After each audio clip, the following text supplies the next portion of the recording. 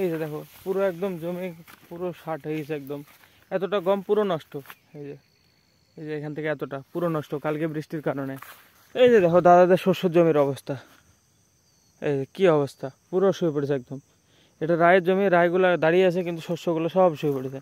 এই যে so hello guys, welcome to my new blog. এখন ভাই বাজে 12:30, রান্না বান্না সব হয়ে গেছে, এই ঘরে আছে। এখন পরিষ্কার করছে, আমার খাওয়া দাওয়া হয়নি এখনো। মানে আমি সকালবেলা চা রুটি খেয়ে বসছিলাম, দিয়ে বাড়িতে সব এসেছিলো, জেঠি কাকি সব এখানে বসছিল, দিয়ে গল্প টল্প করছিলো, সেই কারণে আমি স্টার্ট করিনি। অনেক গল্প করছিলো। চলো ফার্স্টে পেয়ারা গাছটার কাছে যাই। কালকে বৃষ্টি পড়ে ভাই ভালো দাঁড়িয়ে গেছে ভাই, একদম গোটা একদম স্ট্রেট হয়ে গেছে। কালকে বৃষ্টি পড়ে ভাই ভালোই হয়েছে, তার মানে বৃষ্টির জল পেয়ে একটু এনার্জি পেয়েছে। এই যে দেখো পাতাগুলো একদম তাজা হয়ে গেছে, মাটি একদম ভেজা ভেজা আছে, জল দেওয়া লাগবে না। তো এই যে এরকম হয়ে গেছে, দেখো পুরো একদম স্ট্রেট হয়ে গেছে।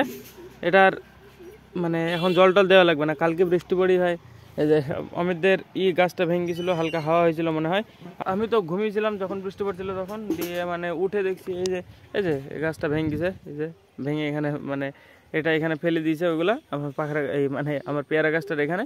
আমার কালকে রাত্রেবেলা মাথা যন্ত্রণা করছিল প্রচণ্ড, আর গ্যাস হয়েছে, সেই কারণে বুকের ভিতরে কেমন একটা করছে, চিনচিন চিনচিন করে একটা, যেটা নিঃশ্বাস নিতে গেলে কেমন করছে সকাল থেকে। কালকে রাত্রেবেলা থেকে গ্যাস গ্যাস ভাব লাগছে। আবার সকালবেলা চা খেয়েছি, দিয়ে আরও বেড়ে গেছে, ওষুধ খেয়েও কমছে না।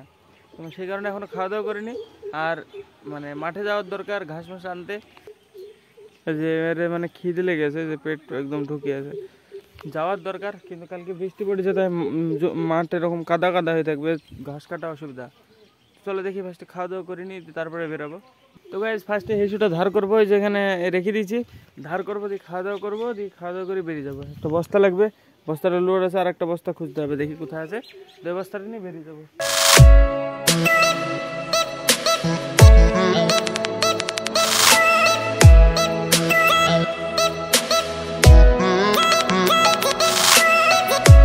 আজকের তরকারি হলো গাইজ ভাত, আলু বড়ি আর ডাটার একটা তরকারি, আলু করলা ভাজা, এর ভিতরে ডাল আছে, এই যে রাবারটা এই যে ভিতরে। তো গাইজ আমি রেডি, জামাটা আমার চেঞ্জ করে নিয়েছি, দিয়ে এবার যাবো, একা যাবো আজকে। তো ঘাস মাস কেটে এসে তারপরে আবার দেখা হচ্ছে। 3 hours later. গাইজ এই যে আমার বস্তা, আর এটা বাবার বস্তা। আমি চলে এসেছি বাড়িতে, আমার চান্দান হয়ে গেছে, চান্দান করে খাওয়া দাওয়া হয়ে গেছে। আজকে আবার মেঘলা মেঘলা করছে, আজকে রাত্রেবেলা বৃষ্টি আসবে। সায়ন আমার গাছটা দেখতে আসলে, পেয়ারা গাছ, চ দেখা যায় এইখানে চাই একটাই ছাড়া, দুটো মাথা দেয় মাঠে। একটা জমিতে ঘাস কাটছিলাম, দিয়ে পেয়েছে এখানে, বুঝলি তো। বহুত টিপ্পি। এই টিপ্পিগুলো ছোটবেলায় কত গুছিয়ে বেড়াতাম, খেলতাম, কিনতাম খেলার জন্য। এখন এমনি পড়ে আছে, কিনার চেয়ে খেলে লাভ হতো বেশি। এখন পড়ে আছে, সব জায়গায় পড়ে থাকে, আর কোনো কাজ নাই।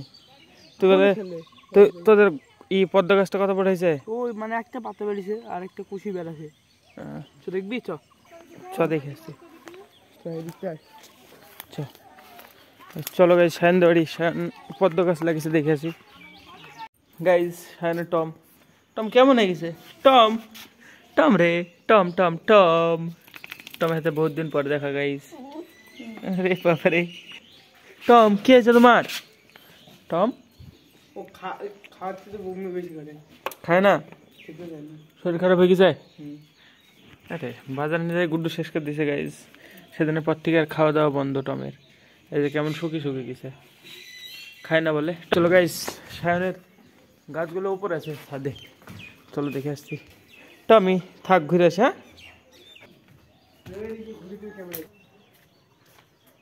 আরে এগুলো ড্রাগন গাছ। হ্যাঁ সায়ন নেই, এতগুলো ড্রাগন গাছ পারলি কোথায়? ড্রাগন গাছ না সেই মনসা গাছ। পাঁচটা তো, কতদিন লাগবে ওঠাতে? কোথা থেকে নাহলি? ঠাকুমা। কোথা থেকে? ওই বাড়ির থেকে। আর পদ্ম গাছ দেখলাই এখন ছোট আছে একবারে, কই খালি একটা পাতা বেরিয়েছে। এটা পদ্ম ফুল গাছ নাকি? তো পাতা তো বোঝাই যাচ্ছে না। এখন একটা কেবল বেরিয়েছে, 20-30 ফুটই বেরিয়েছে কেবল একটা। বড় তো বহুত দেরি আছে।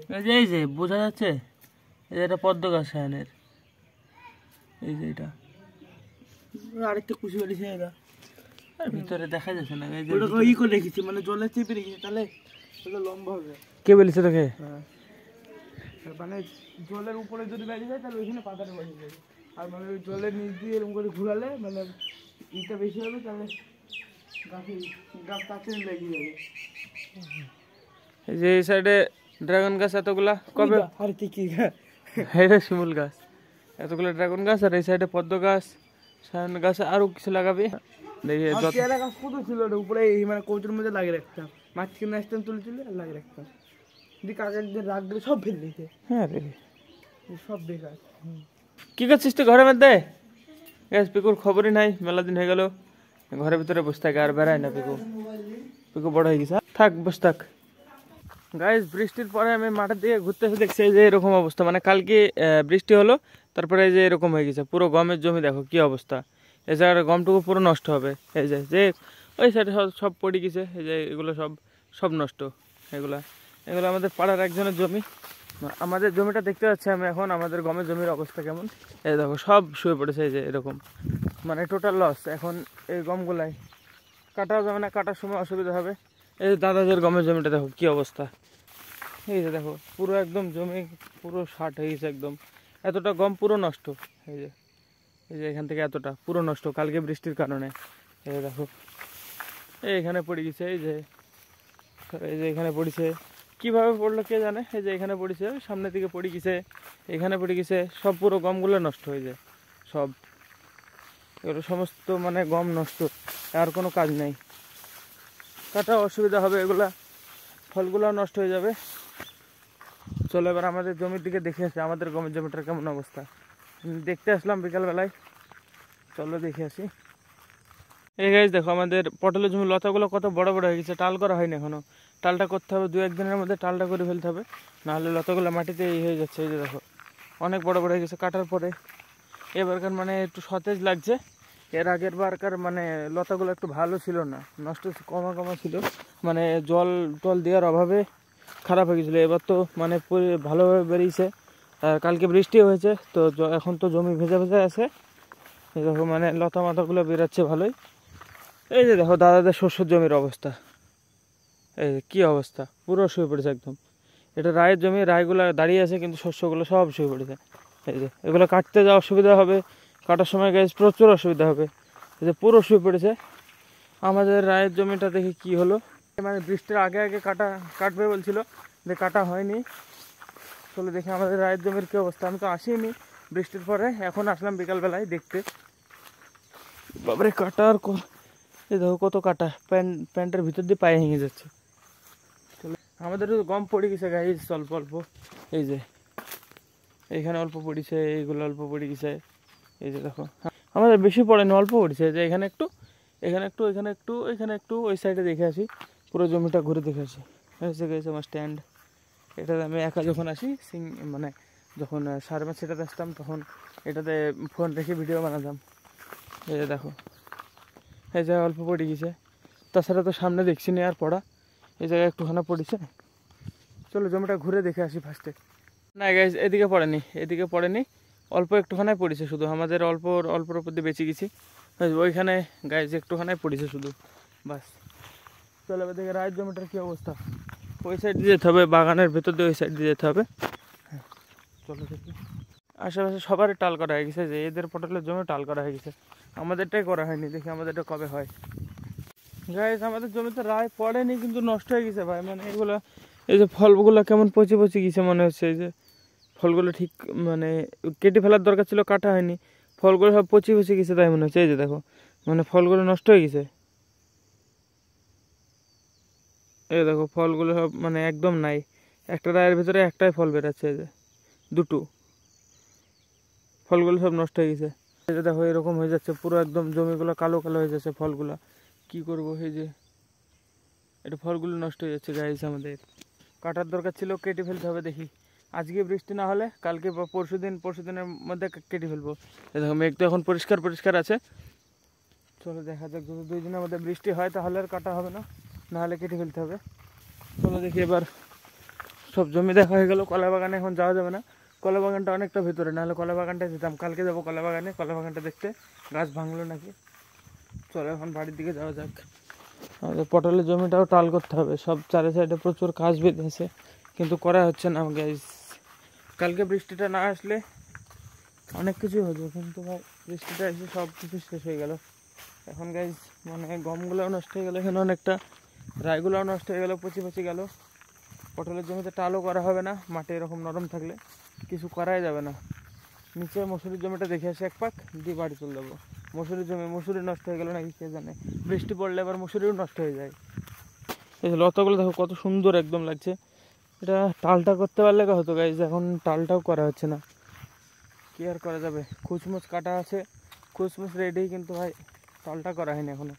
এই যে শিশু গাছটা সেদিনকে পরিষ্কার করে দিলাম, যে শিশু গাছটা পাতা আসতে লেগেছে। এই যে দেখো, আগে পাতা আসতো না, মানে পুরো ঢেকেছিল ধুমু লতা দিয়ে। এই যে দেখো কতগুলো ধুমুর ফল ধরিয়েছে গাছে, এগুলো খুব খারাপ। আর গাইজ একবার মানে আমাদের এক গাছের একদম মাথায় যে ডালটা, সে ডালটায় মানে রানীর বাসা ছিল, দিয়ে মানে যারা মাছ ধরতে যায় তারা রানীর ডিম পাড়তে এসে গাছটা কেটে দিয়েছে ভাই। গাছটা আর বাড়বেই না, মানে চিরে গেছে গাছটা। এই যে দেখো, মানে ডিম পাড়তে এসে বাবা নাকি বলেছে ডিম পাড়তে, গাছটার মাথাটাই কেটে দিয়েছে ভাই। তারপর আর বাড়েই না, গাছটা এরকম হয়ে গেছে। চলো দেখা যাক, আরেকদিন এসে ঝুড়ি দিতে হবে গাছটাকে, তারপরে দেখা যাবে। যদি বাড়ে তো ভালো, নাহলে ভাই কিছু করার নেই। মানে ওকে ভালো মতো ডিম পাড়তে বলা হয়েছে, ও মাথাটাই কেটে নিয়ে চলে গেছে। কি করা যাবে, কিছুই করার নেই। পরে বললাম, বলছো কই কেটেছি, কাটিনি, এরকম বললো। কি বলবো, কিছু বলিনি। চলো দেখি এবার মসুরি জমিটা দেখে আসি। ভালো লাগছে না গাইস আজকে, মানে বৃষ্টির পরে যত কিছু সব হয়েছে দেখি তো মানে কেমনই লাগছে। ওই পারে জমিটা দেখতে যাওয়ার দরকার, মানে ওই পারের গমগুলোর কি অবস্থা।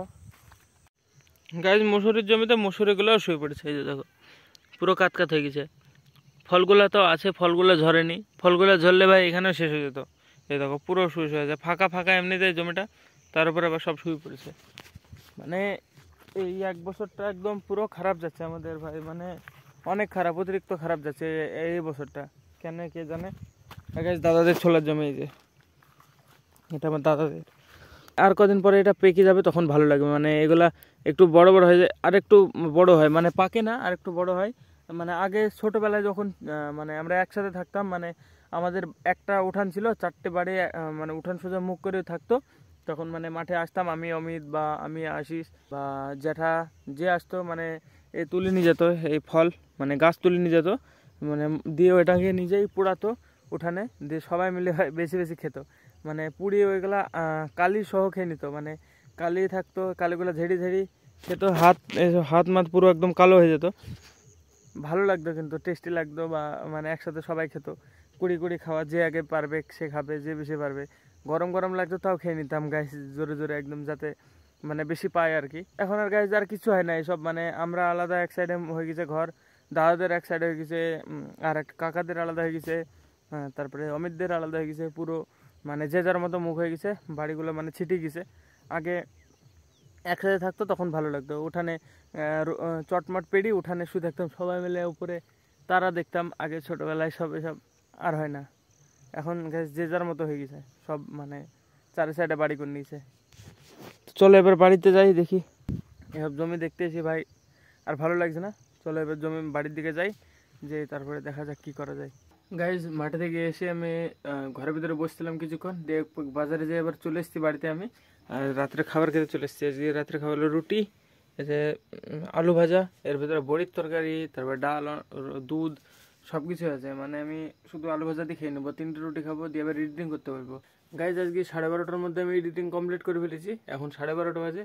এই ক্লিপটা অ্যাড করলে হয়ে যাবে। মানে কালকে আমাকে আমার এখন রিচার্জ শেষ ফোনে, মানে আমাকে সকালবেলা উঠে নাসির বেড়া যেতে হবে ভিডিওটা আপলোড করার জন্য, সেই কারণে ভাই তাড়াতাড়ি করে সেরে ফেললাম। তো আজকে ব্লগ এখানে শেষ করছি। ব্লগ ভালো লাগলে অবশ্যই লাইক করে দিও, চ্যানেলটা সাবস্ক্রাইব করে দিও। দেখা হবে নতুন ব্লগে। ধন্যবাদ ভিডিওটা দেখার জন্য, টাটা। গাইস টম যাচ্ছে না, মানে টম কেমন হয়ে গেছে, মানে মেলা দিন বাইরে নিয়ে যায়নি তো, যে তাই যাচ্ছে না, মানে শরীর খারাপ হয়ে গেছে, দিয়ে ওর বাইরে যাওয়া বন্ধ হয়ে গেছে। আয় চল রেখে আসি বাড়ির ভিতরে, আয়। এই যে নড়তে চাচ্ছে না ভাই, মানে কেমন হয়ে গেছে। এই দেখো, মানে আগে তো দৌড়ি বেড়াতো, এখন দৌড়াছেও না।